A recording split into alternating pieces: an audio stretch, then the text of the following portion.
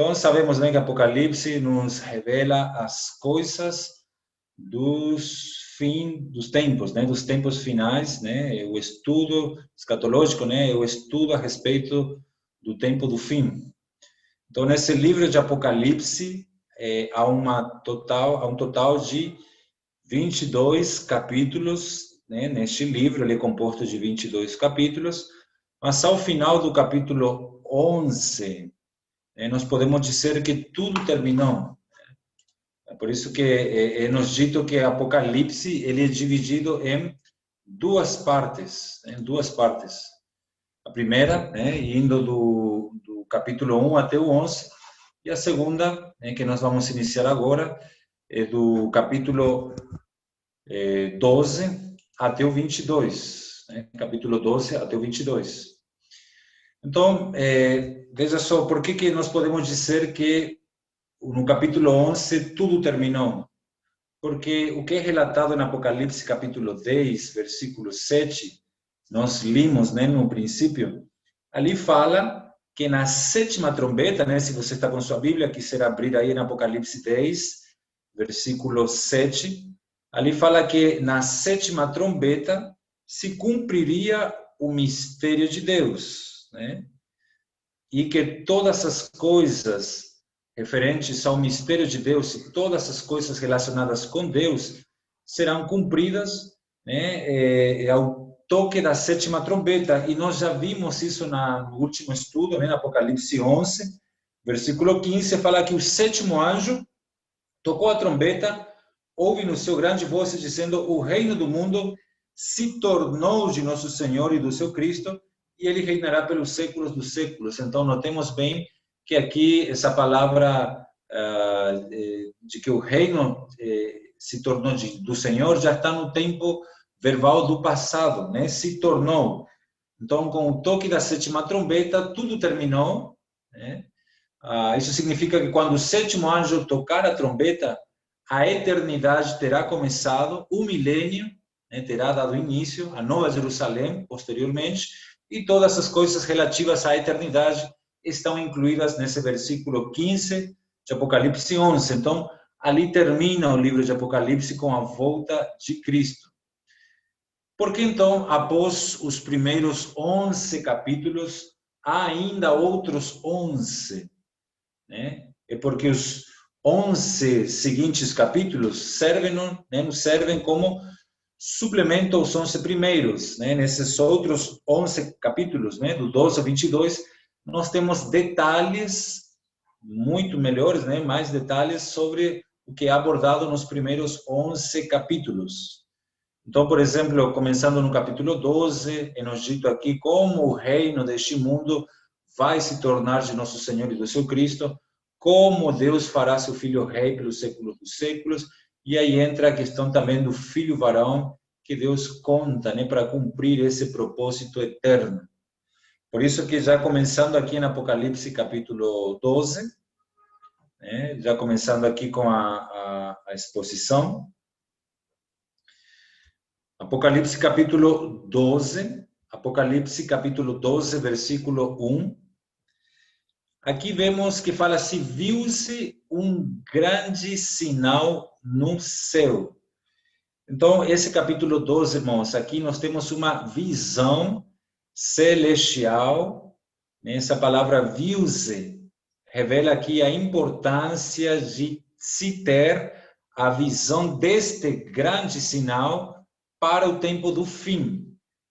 Aqui fala de um grande sinal, no caso aqui a mulher, o dragão e o filho varão. Então vamos ver a importância de nós ver este grande sinal, esta grande visão, este maravilhoso espetáculo aqui, essa visão que é mostrada para nós.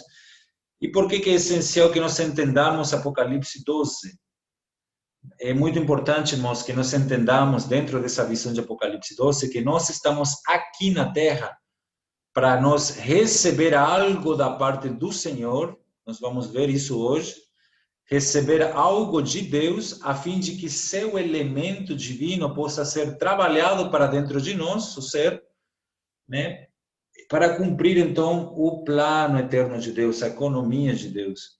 E aqui se vê, então, a saber, uma mulher é um sinal no céu, né? Um sinal no céu. Nós temos aqui uma visão celestial. Aqui nós vemos uma mulher, né? E quem é esta mulher descrita aqui? A Igreja Católica, né, interpreta como sendo Maria, né? Mas aqui a gente vê que não tem como ser Maria, né, por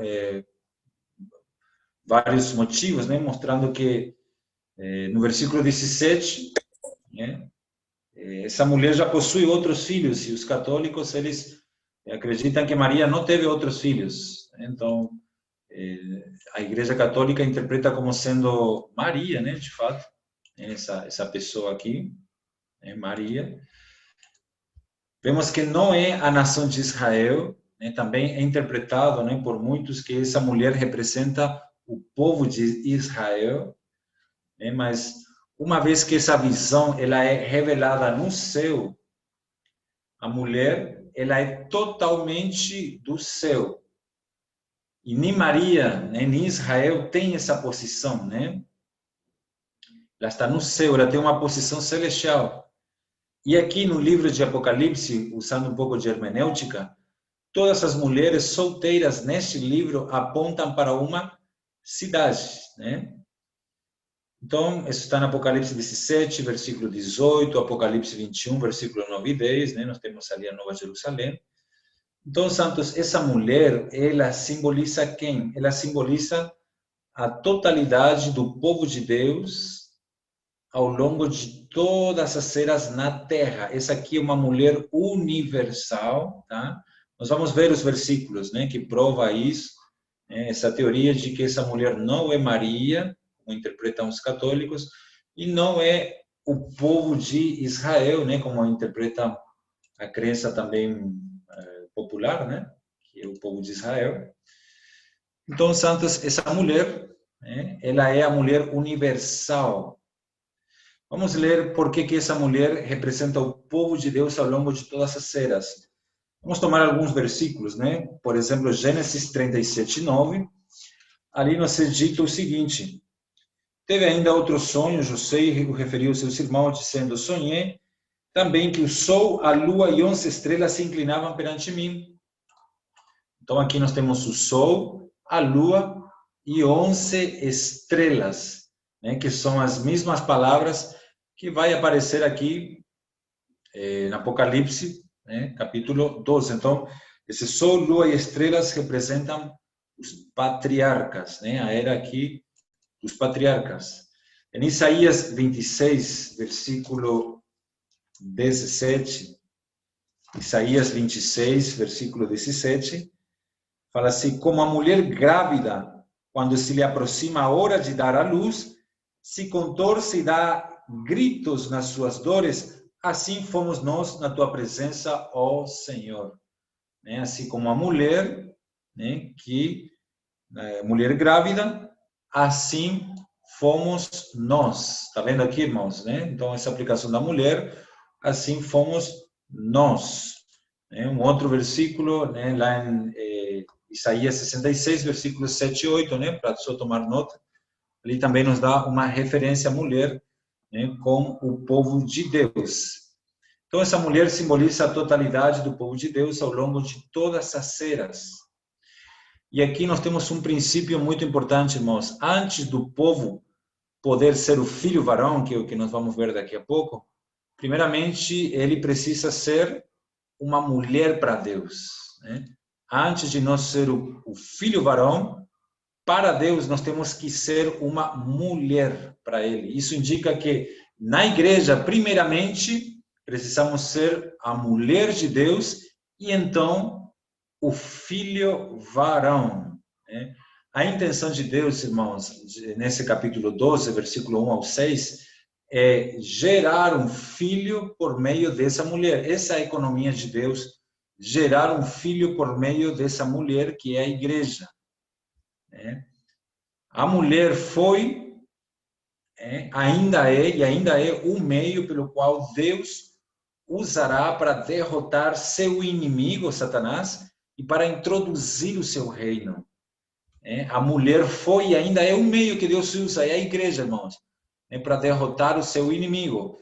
Lá em Romanos capítulo 16, versículo 20, Paulo ora para que o Deus da paz, para assim, em breve, ele esmagará Satanás debaixo dos vossos pés. Está vendo, irmãos? Então, ali faz referência ao corpo corporativo de Cristo derrotando a Satanás.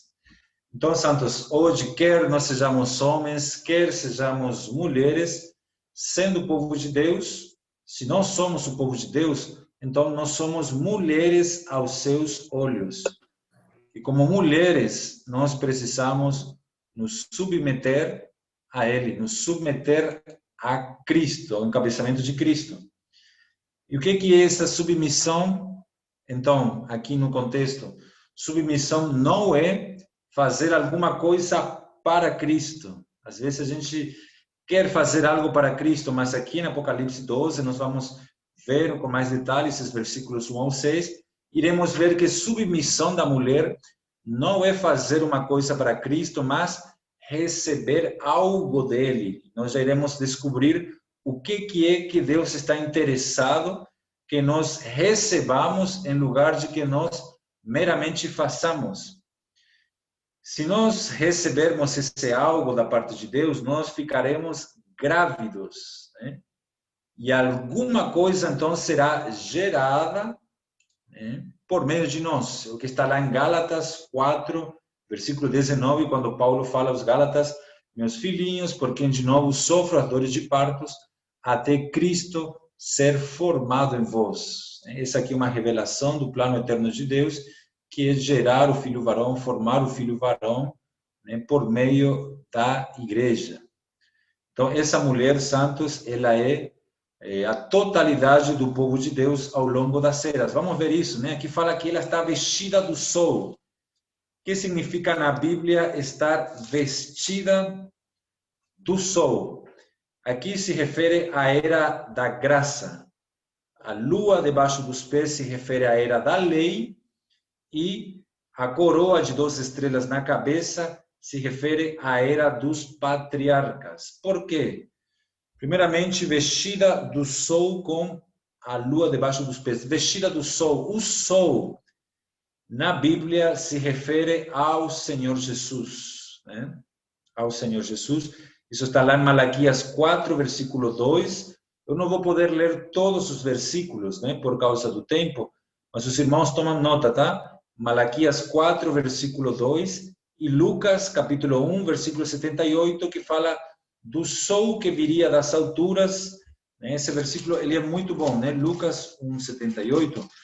Ali fala que graças à entranhável misericórdia do nosso Deus, pelo qual nos visitará o sol nascente das alturas. Aqui está falando da era aqui da graça de Cristo, né? Então, vestida do sol significa que ela está vestida ou revestida de Cristo como justiça, santificação, né? Novo homem, brilhando pela sua união com Ele. Assim como nós nos unimos ao traje que nós trazemos, essa igreja, né, ela está brilhando por causa do sol e por causa da sua união com Cristo.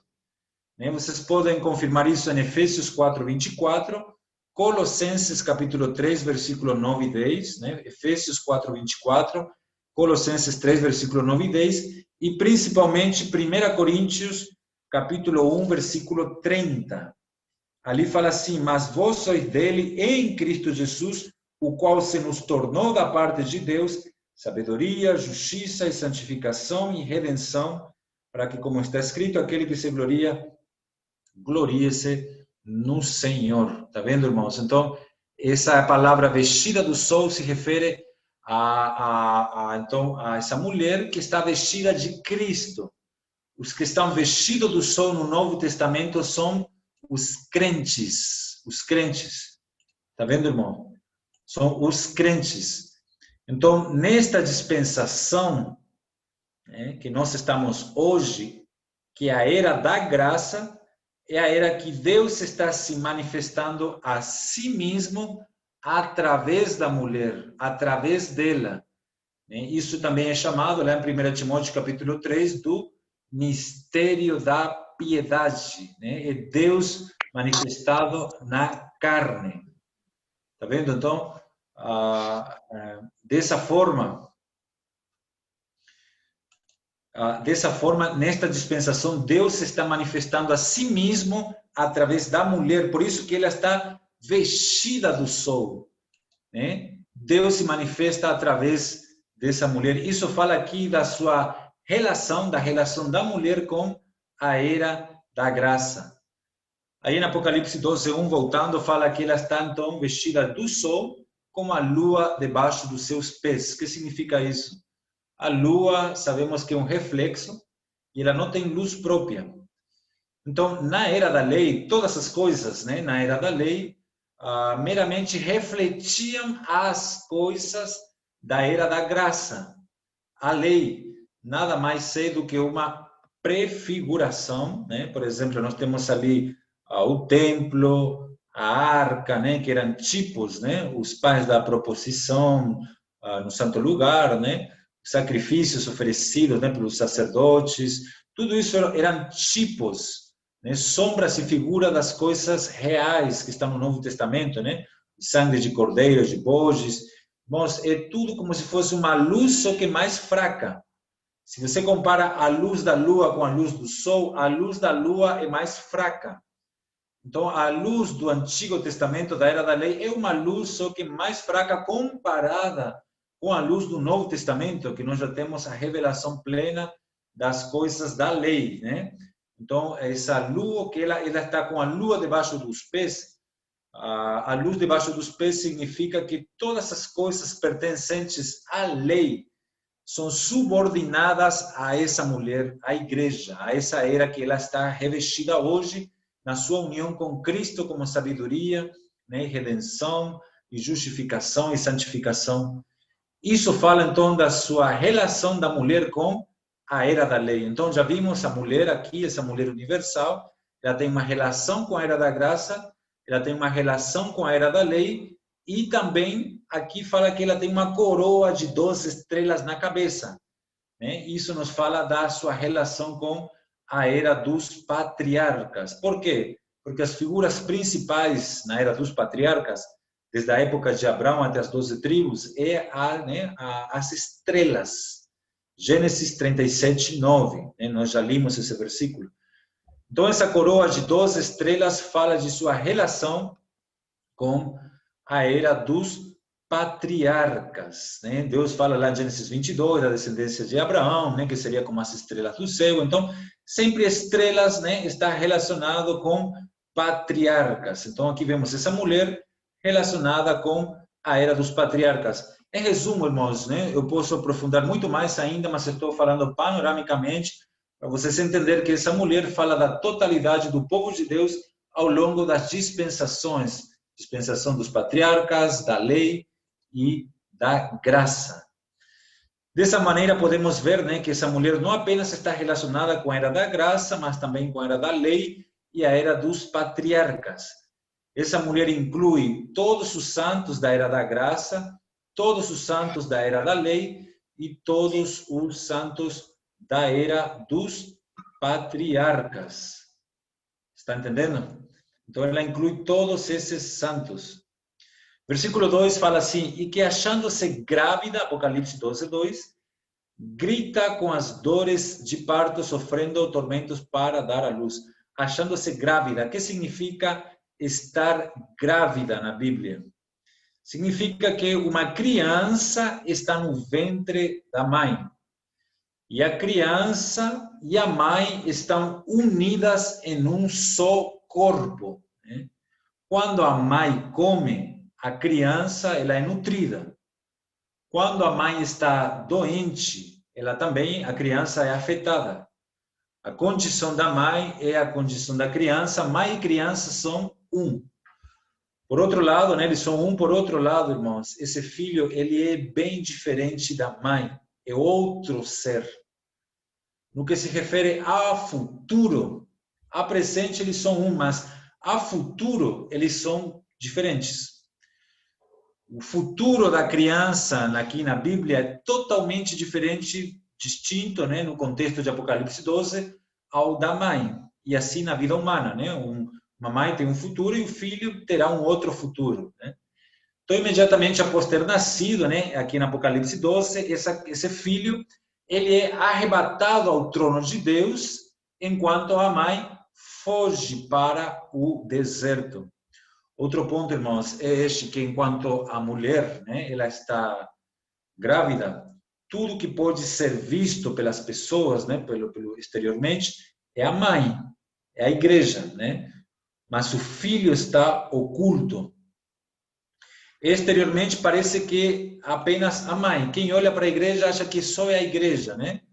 Mas o filho certamente ele existe, né? E está escondido no interior dela, está incluído nela. Então essa mulher se acha grávida por 6.000 anos, tá? E uma pessoa, para ficar grávida, precisa receber algo da parte do marido para poder ficar grávida. O que essa mulher recebe da parte de Deus, do marido? Isaías 45, né? Versículo 5, fala que Deus é o marido. E aí fala de Israel como a sua mulher. Bom, como marido e mulher, o que precisa dar para receber, para ficar grávida? Vamos ler 1 Pedro, capítulo 1, versículo 23. 1 Pedro, capítulo 1, versículo 23, fala assim. 1 Pedro 1, 23. Pois fostes regenerados, não de semente corruptível, mas de incorruptível mediante a palavra de Deus, a qual vive e é permanente. Essa semente que a gente recebe, né? Essa semente é para um crescimento de vida. Né? Uma semente que é a palavra de Deus que vive. A palavra de Deus, ela é viva e ela entra nos nossos corações. Nós fomos regenerados pelo Espírito, né? Ao ouvir a palavra do Senhor. Então, santos, quando ouvimos o Evangelho, recebemos o dispensar de Cristo para dentro do nosso ser. É o Evangelho, a semente divina. A mulher está grávida pelo marido a fim de gerar um filho para ele. Nós estamos aqui para gerar um filho para Deus, irmãos. Né? Por isso que ela grita com dores de parto. Lá em Miqueias, capítulo 4, versículo 10, Miqueias, capítulo 4, versículo 10, fala: sofre dores e esforça-te, ó filha de Sião, como a que está para dar à luz, porque agora sairás da cidade, habitarás no campo, e virás até a Babilônia, ali, porém, serás libertada, ali te remirá o Senhor das mãos dos teus inimigos. Então, aqui fala, né, da igreja, né, uma palavra para a igreja: sofre dores e esforça-te, ó filha de Sião. Então, ela grita dores de parto. Ela representa aqui que por todas as gerações, irmãos, o povo de Deus ha sofrido angústia, ha sofrido nessa angústia do alumbramento. E ali nós temos vários versículos, né? Eu vou só citar para vocês anotam e leem versículos que falam que ao longo da história o povo de Deus sofre angústia e dores, né, de alumbramento. Isaías 26, versículo 17 e 18. Isaías 26, versículo 17 e 18, Jeremias, capítulo 6, versículo 24, Jeremias, capítulo 13, versículo 21, né? Jeremias, capítulo 13, versículo 21, Jeremias, capítulo 30, versículo 6, Miqueias, capítulo 4, versículo 9 e 10, e Miqueias, capítulo 5, versículo 3. São versículos que falam da mulher que está sofrendo, gritando dores de parto. Ela grita com dores de parto, mostrando que o povo de Deus, ao longo de toda a era, irmãos, sempre sofreu perseguição para poder gerar esse filho varão. Aqui fala, sofrendo tormento para dar à luz. Para dar à luz quem? Gálatas 4,19, meus filhinhos, por quem de novo sofro dores de partos, até Cristo ser formado em vós. Esse Cristo é o Cristo corporativo, é os vencedores. A igreja, ao longo dos séculos, né, dos tempos, das gerações, vem sofrendo dores de parto, tormentos, né, para dar à luz os vencedores. Sem sofrimento não há filho varão, irmãos. Por isso que nós passamos por sofrimentos, é para que Cristo seja formado em nós, né? O caráter de Cristo, a pessoa de Cristo, a vida do Senhor seja trabalhada em todo o nosso ser. Versículo 3 fala: viu-se também outro sinal no céu, eis um dragão, grande, vermelho, com 7 cabeças, 10 chifres, nas cabeças 7 diademas. Então, aqui nós temos um outro sinal no céu. Já temos um primeiro sinal, a visão da mulher, e agora vamos para a visão, então, a mulher grávida, né? A mulher com filho varão, e agora a visão do dragão. Notemos bem, irmãos, que o dragão ainda ele voa pelos ares. Ele ainda está lá. Por que que o dragão ainda está no céu? Aqui fala que ele está no céu, né? Porque o filho varão ainda não foi formado, irmãos. Olha que responsabilidade, né? Satanás ainda tem acesso ao céu, porque o filho varão ainda não foi formado. Ele é descrito com mais detalhes, esse dragão aqui, em Apocalipse 12, versículo 9, né? Ali nos é dito que esse dragão, ele, né, foi expulso, o grande dragão, a antiga serpente, que se chamou Diabo, Satanás, sedutor de todo mundo, sim, foi atirado para a terra e com ele os seus anjos. Então, santos, esse dragão, ele é grande, vermelho. Vermelho é a cor da guerra, né? E vermelho por derramar tanto sangue ao longo das eras. João 8,44 fala que Satanás é homicida desde o princípio. O mundo ele jaz no maligno. E esse dragão tem 7 cabeças. Eu não vou entrar nesses detalhes, porque nós vamos estudar Apocalipse 13 e Apocalipse 17. Mas a revelação das 7 cabeças mostra, está em Apocalipse 17, 9, tá? Ali fala, as 7 cabeças está em Apocalipse 17, 9. Hoje eu não vou falar disso, tá? Mas aí fala que são 7 montes e ou 7 reis ou 7 césares, né? De acordo com a palavra que o irmão Lee falava, né? Nos estudos vidas. A gente vai ver tudo isso mais para frente com muito mais detalhes, né? Essas 7 cabeças são as da besta, né? O anticristo, aqui, né? Apocalipse 13, versículo 1. E 7 também é o número completo na Terra, né? Um número que representa uma certa totalidade dos reinos aqui da Terra, né? 10 chifres, a explicação dos 10 chifres está no Apocalipse 17, versículo 12, né? Vamos ler Apocalipse 17, 12. Ali fala que os 10 chifres que viste são 10 reis. Então, nós vamos ver quem são esses 10 reis. Hoje eu não vou falar, tá? A gente vai ter tempo, né, para ver com bastante detalhes esses 10 reis, os quais ainda não receberam reino, mas recebem autoridade como reis com a besta durante 1 hora.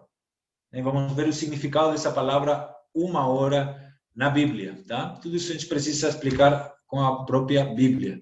Mas só pelo quanto a gente está falando panoramicamente, então esse grande dragão tem 7 cabeças, 10 chifres, que são 10 reis, e nas cabeças 7 diademas, 7, né? Representa 7 formas de governo aqui, representa autoridade política. Isso aí também nós vamos ver com mais detalhes, tá? Versículo 4, hoje eu vou gastar mais tempo nesses versículos aí, 4 e 5 principalmente, né? Falando do filho varão. Versículo 4 fala: sua cauda arrastava a terça parte das estrelas do céu, as quais lançou para a terra, e o dragão se deteve em frente da mulher que estava para dar à luz, a fim de lhe devorar o filho quando nascesse. Essa palavra cauda, aqui a cauda do dragão, irmãos, ela tem um significado, né, na Bíblia. Essa palavra cauda, em Isaías capítulo 9, versículo 15. Qual que é o significado da palavra cauda? Isaías 9, versículo 15. Ele fala o seguinte: o ancião, o homem de respeito, é a cabeça. O profeta que ensina mentira é a cauda. Então, cauda na Bíblia representa mentira e engano. Aquele que ensina mentira e aquele que ensina engano. Então, por isso que o engano, a mentira de Satanás arrastou a terça parte das estrelas do céu, que no versículo 9 fala que são os seus anjos. Isso está lá também em Isaías 14:12 e Jó 38, versículo 7, né? Para referências cruzadas aí, né, de que são os anjos. Nós já estudamos isso, né, sobre a rebelião de Lúcifer, como ele enganou a terça parte dos anjos, né? Então, esse dragão, ele engana a terça parte das estrelas, né, que são os anjos citados no Apocalipse 12:9, e a terça parte dos anjos seguiram a Satanás e hoje estão aqui fazendo guerra contra a igreja, né? O dragão se deteve em frente da mulher a fim de lhe devorar o filho quando nascesse. Mostra, né, revela realmente como é que Satanás espera destruir o filho varão, né? Mas ele vai fracassar em seu intento. A Bíblia mostra que ele quer devorar o filho varão, né? Que não fala que ele quer devorar a mulher, ele quer devorar o filho varão. Mas ele mal sabe, né, que quando o filho varão estiver formado, ele vai ser diretamente arrebatado para o terceiro céu, né, para o trono de Deus.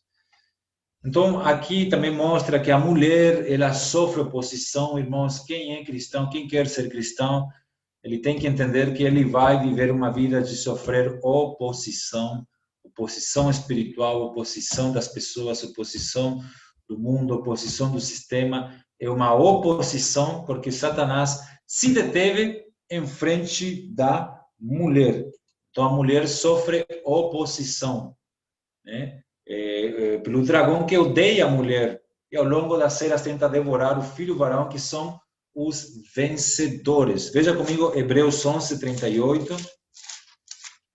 Hebreus capítulo 11, versículo 38. Homens dos quais o mundo não era digno, errantes pelos desertos, pelos montes, pelas covas, pelos antros da terra, né?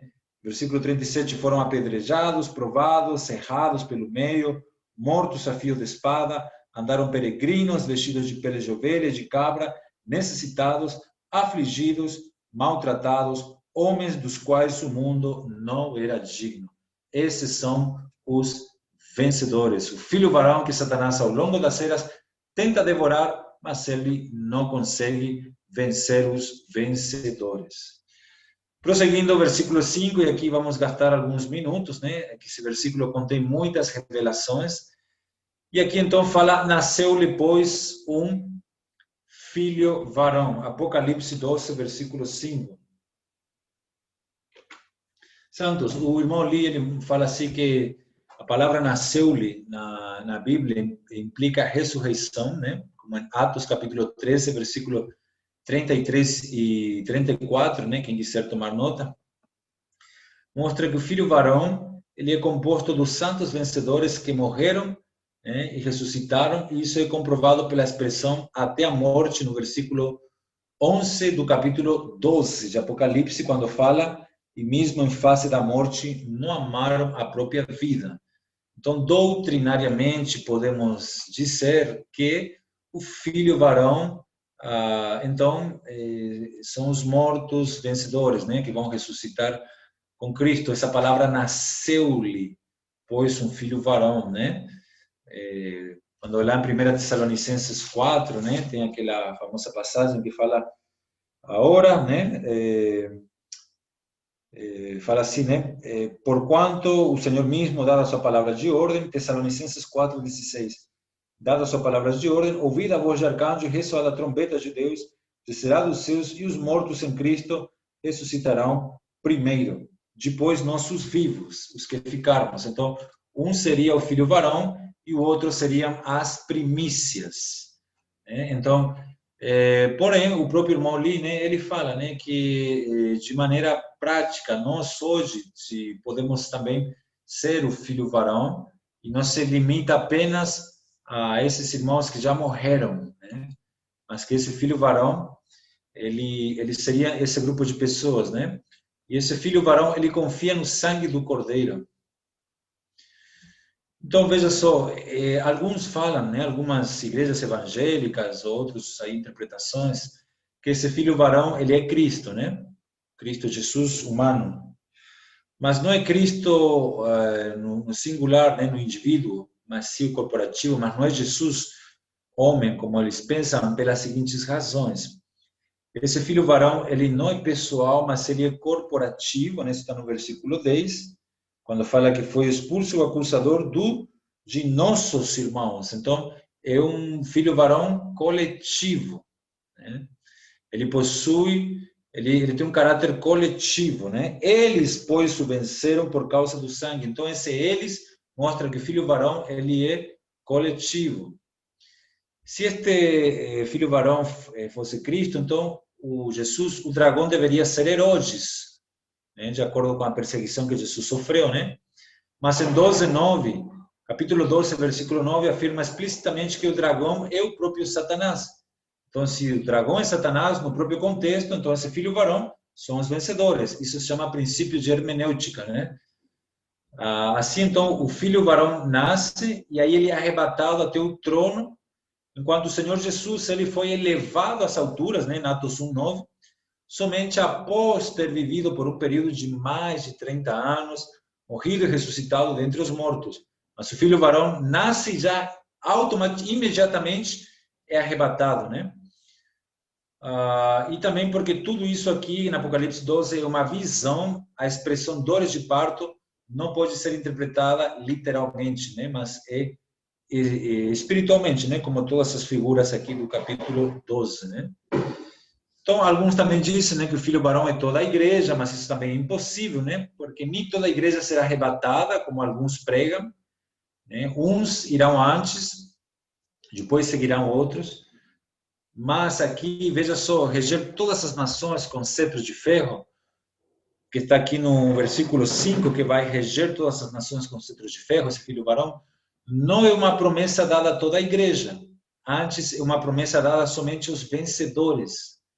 Veja comigo Apocalipse 2, 26 e 27. Apocalipse 2, 26 e 27. Aqui, Senhor Jesus, aleluia.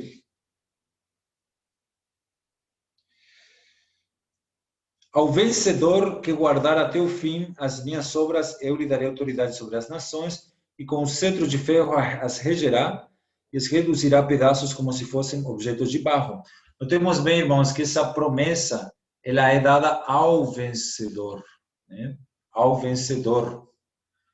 E nem todos na igreja são vencedores. Então, tem igrejas que pregam que a igreja toda vai ser arrebatada antes da grande tribulação, ou a igreja toda vai ser arrebatada, mas aqui vemos que a promessa de reger com vara, de pastorear, né, as nações com vara de ferro, é apenas ao vencedor, e não à igreja.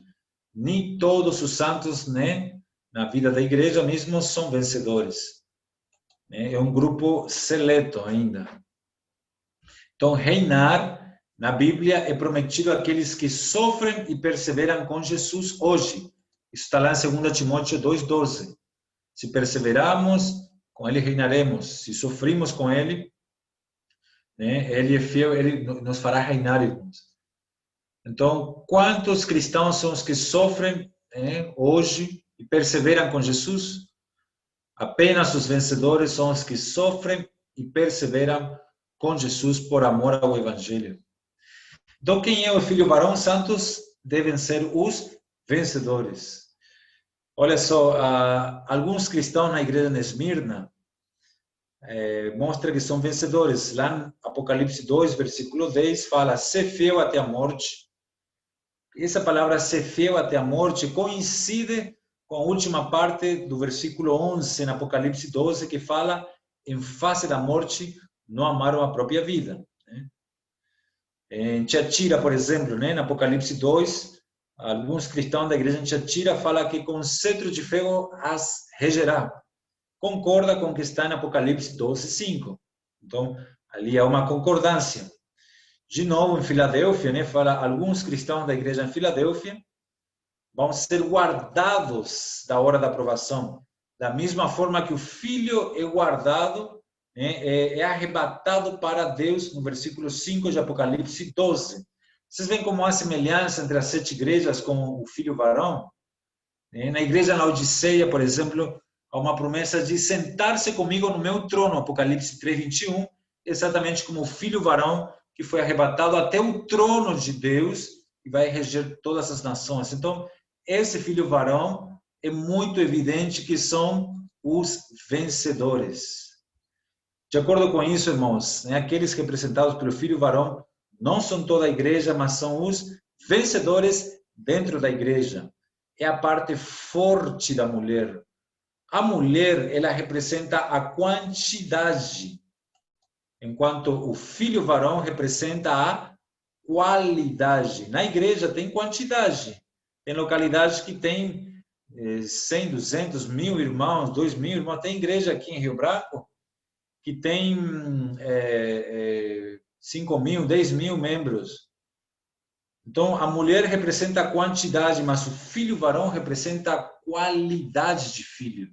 Está lá em Mateus 22:14, quando Jesus disse que muitos são chamados, mas poucos escolhidos. Muitos são chamados, mas poucos escolhidos para reinar. Quem vai reinar são os escolhidos, os crentes de qualidade. Então, santos, a Bíblia, o filho varão representa uma porção muito especial, dentro da igreja. São os que seguem o cordeiro para onde quer que vá, as primícias aqui. E o cordeiro é o nosso exemplo, nós precisamos seguir esse exemplo. A Bíblia nos mostra, a Bíblia os considera, o filho varão, uma unidade coletiva que peleja a batalha por Deus e traz o reino para a terra.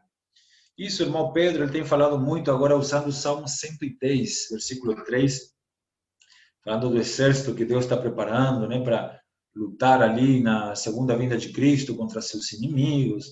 Então, de fato, é isso, o filho varão, as primícias, os vencedores, é aquela parte lutadora da igreja, é aqueles irmãos que se envolvem em oração, em pregação do evangelho, está sempre batalhando espiritualmente. Essa parte lutadora, de Sião, é o filho varão, Então, realmente, é aquele que peleja a batalha por Deus. Tanto é que é o filho varão que vai subir aos céus e vai expulsar Satanás dos céus. Porque eles já estão lutando sempre, irmãos. São os crentes que lutam espiritualmente. Tem crente, irmão, que vive uma vida cristã de férias, sabe? Tudo é motivo para desfrutar, ficar de boa, no conforto. Isso é um engano, isso vem do inferno, isso é outro evangelho, irmãos. Isso é mentira, heresia. A vida cristã é uma vida de combate, assim como os irmãos têm falado recentemente. Combate o bom combate da fé, completa a carreira, guarda a fé, completa a carreira. Bom, essa é a verdadeira vida cristã. As outras vidas, vida mansa, vida boa, vida, sabe, vida para nós mesmos, é uma armadilha do inferno, irmãos. Então, graças ao Senhor que nós estamos na igreja para ser vencedores, a parte forte da mulher, a parte lutadora. Então, é assim que Deus os considera, Deus não tensiona a mulher para que lute contra o dragão, até porque ela foge do dragão. Tem esses crentes que fogem da oração, fogem da pregação do evangelho, fogem da comunhão com os irmãos, fogem das reuniões, e aí vai fugir no deserto e vai continuar fugindo do dragão. O filho varão não, é aquele que se posiciona, não tem medo, irmãos, não tem espírito de covardia. Está vendo, irmãos? É o que nós somos hoje, seremos no futuro. Não é que nós no futuro eu vou ter a vida eterna, eu vou herdar, não, eu já tenho a vida eterna, eu vou herdar o reino. Não, hoje eu já vivo o reino.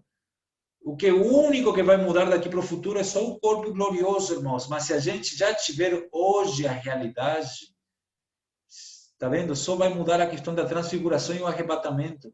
A gente não precisa esperar uma coisa maravilhosa para mudar de vida, irmãos. Nós temos que crer na palavra do Senhor e no evangelho que está trabalhando em nós. Então, como ser o filho varão, como ser parte dos vencedores? Primeiro, você precisa crescer, comer, se nutrir e tornar-se mais forte. Se você continua fraco, morno, mole, é muito difícil, irmãos. De modo prático, o que significa crescer, tornar-se mais forte? É orar mais, gastar mais tempo com Deus, comer mais a palavra, comer mais os livros, pregar mais o evangelho, fazer mais agora a comportagem dinâmica, experimentar mais o Senhor, ser mais tratado pelo Espírito Santo, pregar, né, mais o evangelho, Senhor Jesus, né, ter mais tratamento em relação a coisas negativas, tipo assim, se os outros fofocam, eu não fofoco, se os outros fazem coisa errada, eu não faço, né? Se os outros não oram, então eu vou orar, se os outros não reúnem, não vão para a reunião, eu vou ir, eu vou ser diferente, né? Dessa maneira, e dessa maneira nós vamos reger todas as nações, né? Aí ele foi arrebatado até seu trono, né, até o trono de Deus, e é assim que ele vai ser guardado da hora da provação, irmãos, que vai vir. Nós vamos terminar aqui. Aqui agora vai acontecer uma batalha no céu, né? No céu essa mulher foge, né, para o deserto, né, o lugar que Deus lhe preparou. Né? A mulher é a parte mais frágil, isso está lá em 1 Pedro 3,7, parte mais frágil. Aí ela foge para o deserto, você vê que a posição dela muda. No versículo 1, ela está numa posição celestial. No versículo 6, ela está numa posição terrena. Ela perdeu o seu lugar em Cristo, como está lá em Efésios 2, versículo 6, fala que Cristo nos colocou, nos fez assentar nos lugares celestiais em Cristo. Nossa posição é celestial, mas ela aqui perdeu. Ela já não é mais uma mulher no céu, é uma mulher na terra. E você e eu, irmão, somos hoje uma mulher no céu ou uma mulher na terra que foge, né? Que foge. Então é isso aí. Durante a grande tribulação, Deus vai preparar um lugar onde ela vai ser sustentada por 1260 dias, né? Que ele vai aí introduzir então o seu povo no reino milenar. 1260 dias comprova que claramente aqui, irmãos, que o seu arrebatamento dessa mulher ocorrerá no último dia dos 3 anos e meio, ou seja, no último dia dos 1260 dias. Aí ela vai ser arrebatada. Eu vou explicar tudo isso com mais detalhes nos próximos estudos, né? Já deu aqui o nosso tempo. Mas de forma resumida é isso, santos, né? Estamos na igreja para ser vencedores e antes de ser o filho varão, somos a mulher. Nos submetemos ao Senhor recebendo o evangelho, dispensar da graça, para que essa graça opere em nós pelo poder do Espírito, Cristo seja formado em nós, para que quando Cristo volte, ele venha arrebatar a ele mesmo sua vida em nós, que Cristo em nós. Eu termino lendo 1 João capítulo 3. 1 João, capítulo 3, versículo 1, fala: veja que grande amor nos tem concedido o Pai, ao ponto de sermos chamados filhos, não, filhinhos, né, de Deus. De fato, somos filhos de Deus. Por essa razão, o mundo não nos conhece, porquanto não conheceu Ele mesmo. Amados, agora somos filhos de Deus e ainda não se manifestou o que haveremos de ser. Sabemos que quando Ele se manifestar, seremos semelhantes a Ele, porque haveremos de vê-lo como Ele é. E assim mesmo se purifica tudo que tem nele, tudo que nele tem esta esperança, assim como Ele é puro. Santos, nossa esperança é ser semelhantes a Cristo, ser como Ele é, em vida, natureza e em glória. Amém, santos? Oramos aqui. Vamos abrir a sala para os irmãos também ter a oportunidade de compartilhar, fazer perguntas. Tá bom? 10, 15 minutinhos e aí já finalizamos com a oração. Amém.